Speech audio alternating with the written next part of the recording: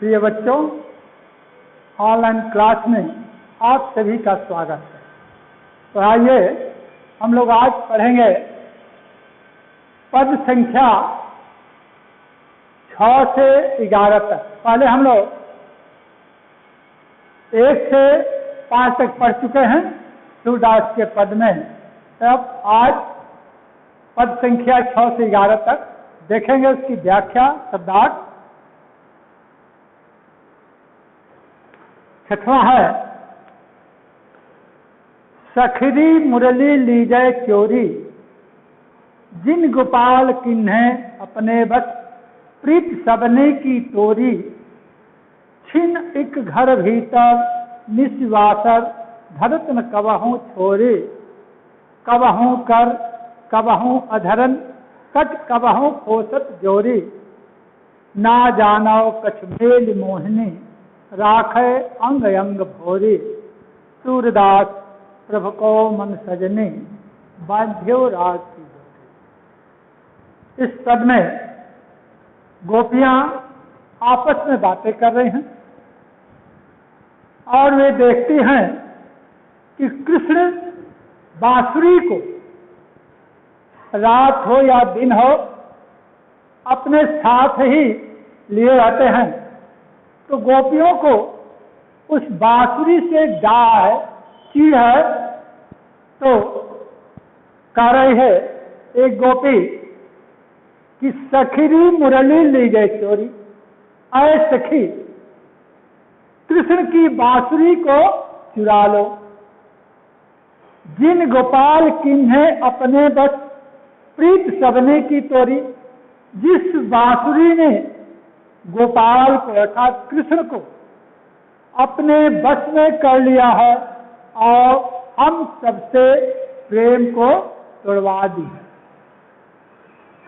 छिन एक घर भीतर निस्वासर, निस मने रात्रि, वासर मने दी, करें कि एक क्षण के लिए भी वे अपने से अलग नहीं कर रहे हैं।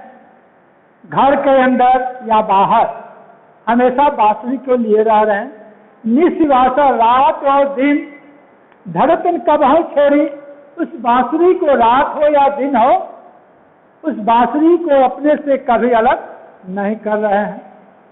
कबहूँ कर मैंने हाथ, कभी अपने हाथ में, कबहूँ अधरन, कभी अपने होठ में, होठ पर, कट कबहूँ खोसत जोरी, और कभी अपने कमर में बांसुरी को खोस ले रहे हैं। ना जानो कछमेल मोहनी, राखे अंग अंग भोरी। सखियां आपस में बातें कर रहे हैं कि ऐ सखी, ना पता इस बांसुरी ने कौन सा मोहनी मंत्र चलाया है कि उनके कृष्ण के अंग अंग पर अपना अधिकार कर ली है। सूरदास प्रभु को मन सजने, बांध्यो राज की डोरी। सूरदास जी कर रहे हैं कि आपस में गोपियां कर रहे कि आय सजनी, आय सखी, वह बांसुरी कृष्ण को राग राग में प्रेम, किस प्रेम की डोर में उस बांसुरी ने कृष्ण को बांध लिया है कि हम सबसे प्रेम को तोड़वा दिया। अगला, उधव मोहि ब्रज विसरत नाही, वृंदावन गोकुल वन पवन, सघन कुंज की छाही, प्रात समय माता जसमत, और नंद देख सुख पावत, माखन रोटी दहियो सजायो, अति हित साथ खवावत, गोपी ग्वाल बाल संखेलत, सब दिन हसत सिरात, सूरदास धन धन ब्रजवासी, जिन सौ हित जजता। उधव मोहि ब्रज विसरत नाही।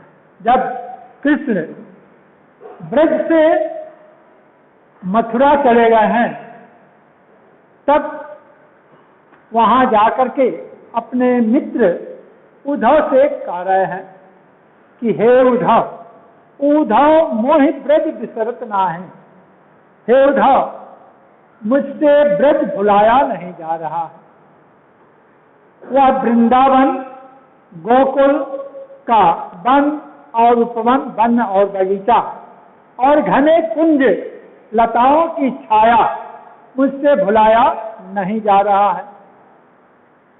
प्रातः काल होते ही माता जसोदा और नंद बाबा मुझे देख करके बहुत ही सुख प्राप्त करते थे और माँ जसोदा माखन रोटी दहियो सजायो अति हित साथ खवावत।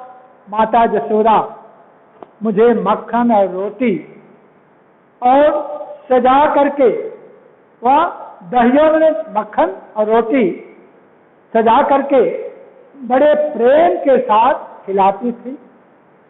गोपी ग्वाल बाल संखेल सब दिन हसत सिगार। मैं ब्रज में गोपी ग्वाल बालों के साथ में पूरा दिन हंसते खेलते हुए पूरा दिन बीत जाता था।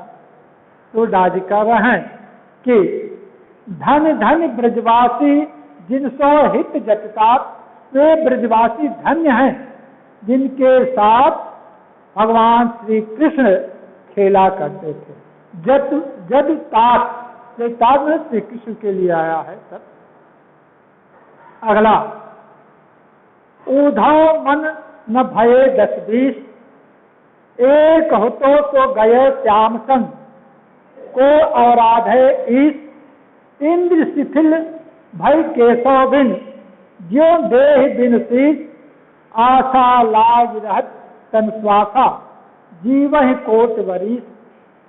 तुम तो सखा श्याम सुंदर के, सकल जोग से ईश, सूर हमारे नंद नंदन बिन, और नहीं जगदीश। उधव मन भये 10-20, जब उधव मथुरा से ब्रज आकर के गोपियों को निराकार ब्रह्म की उपासना के लिए संदेश दे रहे हैं, तब गोपियां उद्धव से कह रही हैं कि उद्धव मन न भये 10-20।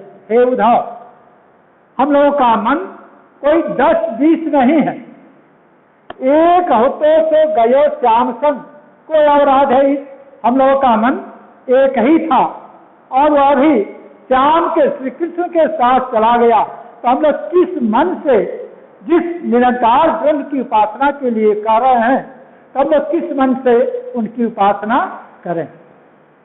इंद्र शिथिल भई केशव बिन, जो देह दिन शीश, केशव श्री कृष्ण के लिए आया है। हम लोग की सारी इंद्रियां श्री कृष्ण के बिना शिथिल हो गई हैं। जिस प्रकार से जो देह दिन शीश, जिस प्रकार से शरीर के बिना शीश शिथिल हो जाता है, उसी प्रकार से हम लोगों की सारी इंद्रियां कृष्ण के बिना शिथिल हो गई।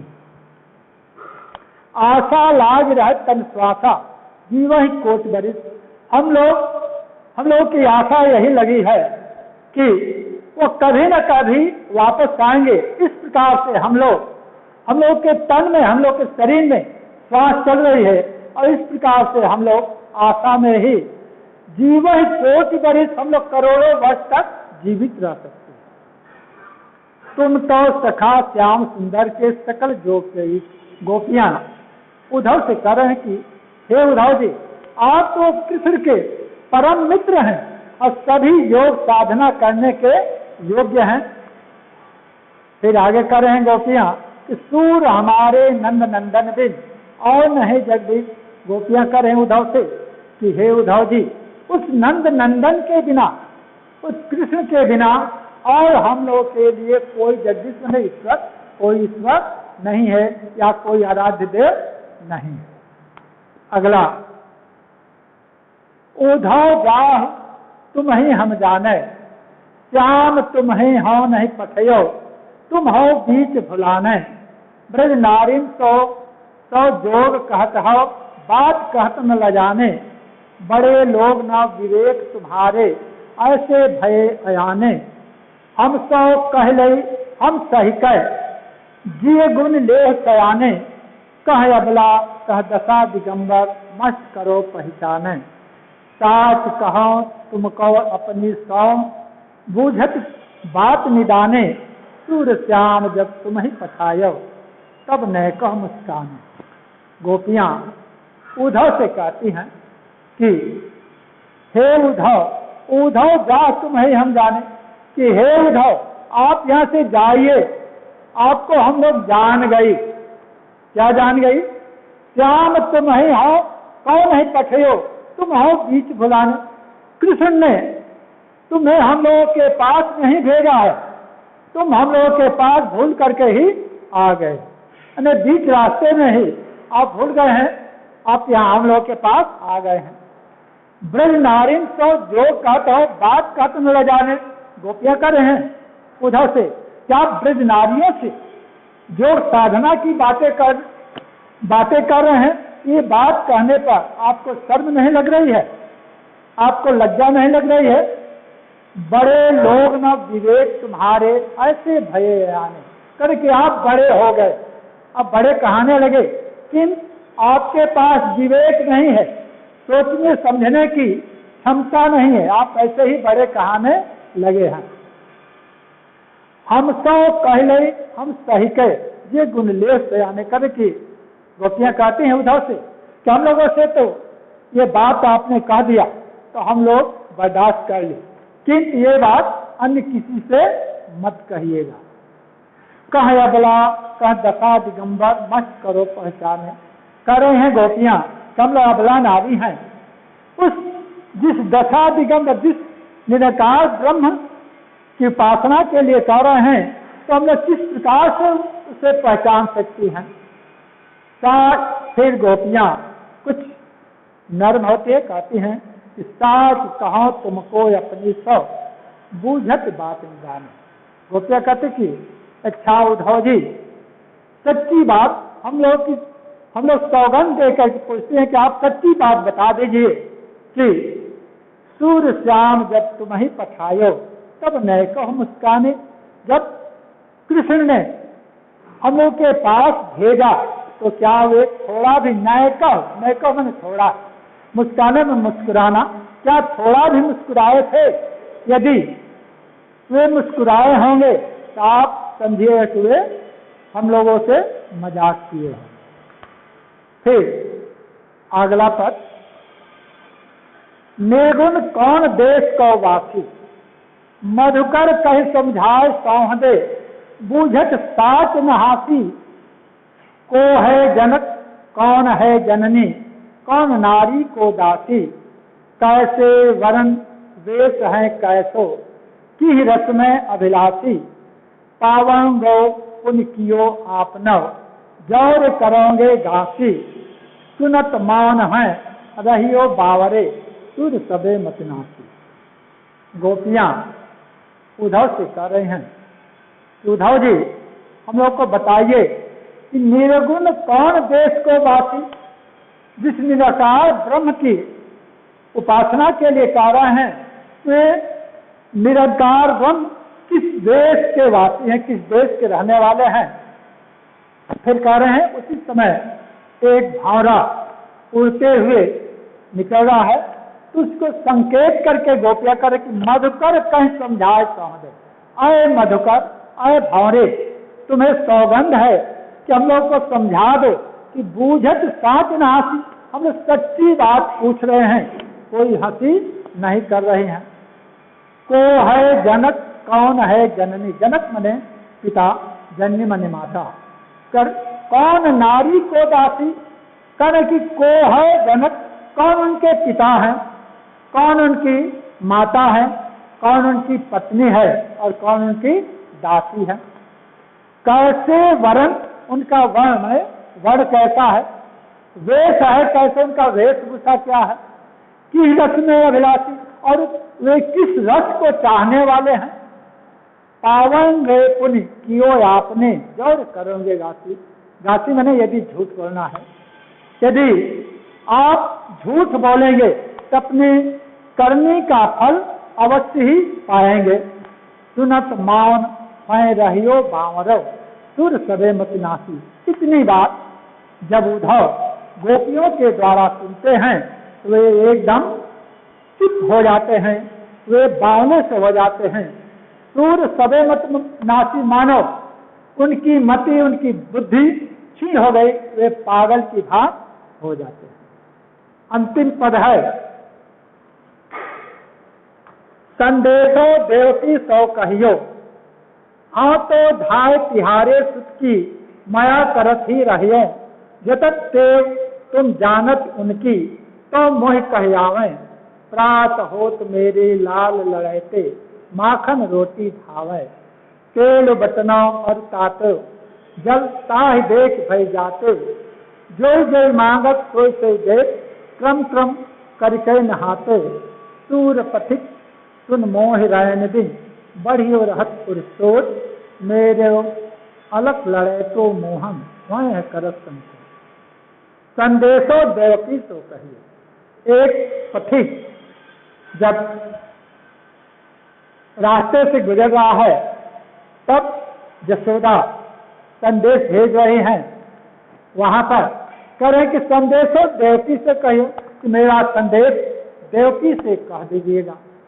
हाँ तो धाय तिहारे सुत की माया कर थी, कहियो धाय मैंने दासी, मैं तो दासी के समान तुम्हारे पुत्र की देखभाल करती रही, जगत के तुम जानत उनकी, तो मोहि कही आवे, करे कि जब उनके जिद्देपन को तुम जानती हो अच्छी तरह से, तो भी मैं कुछ बातें बता दे रही हूँ।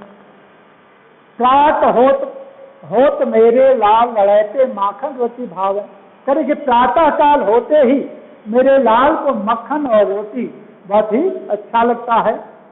तेल बतनाओ और तातो जल यानी गर्म जल, तेल और उबटन, जो महिलाएं छोटे बच्चों को उबटन लगाती हैं, इसके लिए कह रहे हैं तेल उबटन और गर्म जल को दे करके वे दूर भग जाते हैं। जो जो मांगत से दे, जो जो मांगते हैं खिलौना, वो मैं एक एक करके देती हूँ, तब वे आकर के स्नान करते हैं। सूर पथिक सुन मोह रैन दिन, बढ़ियो रहत पुरसोट। सूरदास जी कह रहे हैं, यशोदा कह रहे हैं कि जो भी पथिक इस रास्ते से आते हैं, तो मुझे रात दिन यही हृदय में सोच बनी रहती है कि मेरो अलग लड़ाई तो मोहन, सरस संकोच, मेरा वह प्यारा बालक मोहन वहां पर खाने पीने में संकोच करता होगा। आज के लिए बच्चों यही, इसमें इन पदों में से दो पंक्तियां मान लीजिए कि रेखांकित कर दिया जाता है और प्रश्न पूछा जाता है। सबसे पहले पाठ का नाम, जो संदर्भ लिखते हैं पाठ का नाम और कौन उनके रचनाकार हैं उनका नाम रहता है। फिर दूसरा प्रश्न रहता है कि रेखांकित पंक्तियों की व्याख्या कीजिए। फिर तीसरा प्रश्न उसी में से पूछा जाता है कि कौन इसमें रस है या कौन सा अलंकार है। फिर उसमें और प्रश्न पूछा जाता है कि संदेश कौन किसके यहाँ भेज रहा है। इस प्रकार से 5 प्रश्न आते हैं जो 2-2 नंबर के होते हैं। ये करना अनिवार्य होता है। धन्यवाद। आज के लिए बस इतना।